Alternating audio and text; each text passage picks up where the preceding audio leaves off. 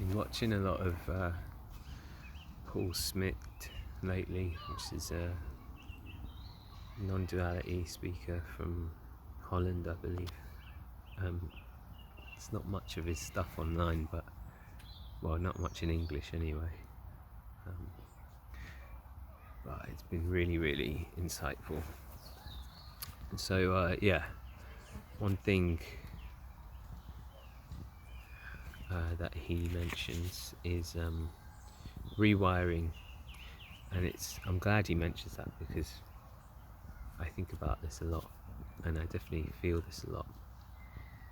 And in one interview he mentions about how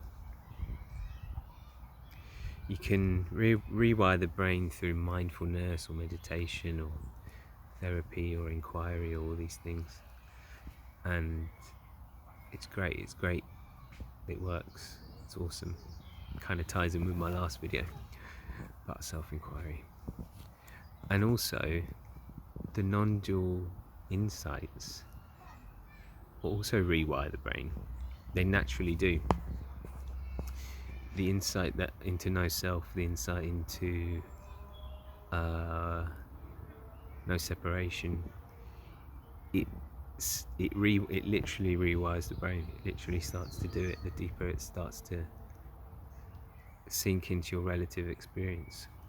So either way, rewiring is going to happen, no matter what your path is, no matter what your practice is, no matter what your interest is in terms of spirituality or peace or seeking or philosophy, psychology, therapy. It's all gonna rewire the brain regardless. It's just that non-dual seeking is a bit of it's like the direct insight, and then the rewiring happens, but it doesn't really matter which way it happens, which path it takes, which method it happens, ways.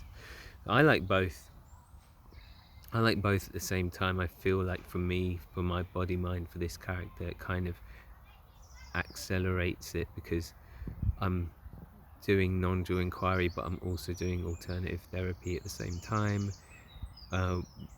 working in different ways: sound therapy, self-therapy, inquiry, movement, like somatics, ecstatic dance, all these things, body work, meditation, emotion work, shadow work, gene keys. I could go on and on. Like I like all the routes, and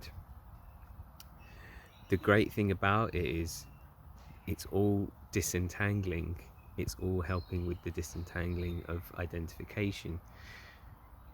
With non-duality, you directly go to the concept that there's no one there to be tangled with anything, and that disentangles things.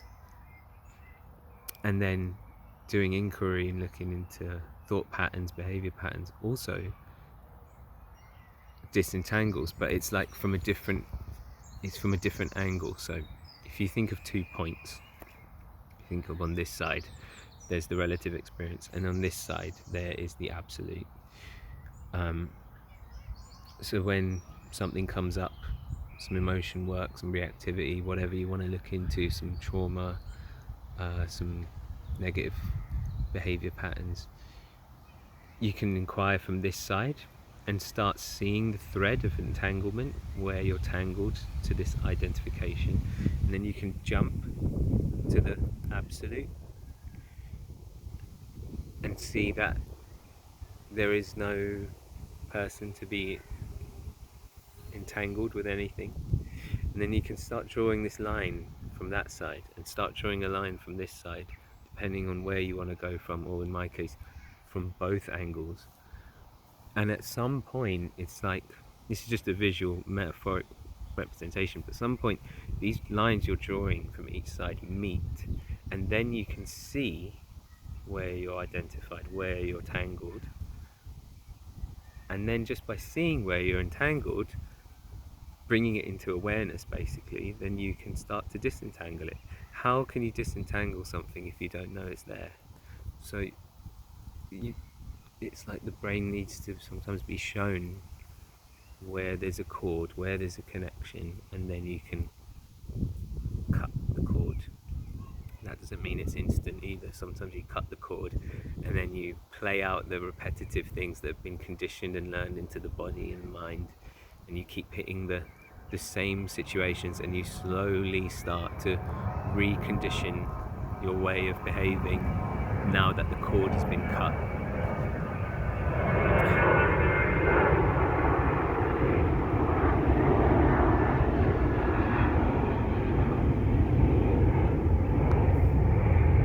Sorry for all the airplanes in my videos. I live near an airport, so they're constantly flying over, but I hope you heard that last bit. But yeah, just to recap, this disentangling of old behavior patterns, thought patterns, are much easier to disentangle once you see where you are tangled. And there's multiple ways to approach bringing that thread of identification into awareness, into your awareness. I hope that makes sense. It's a bit of rambling there, but yeah, I hope you're having a good day. And yeah, send in much love.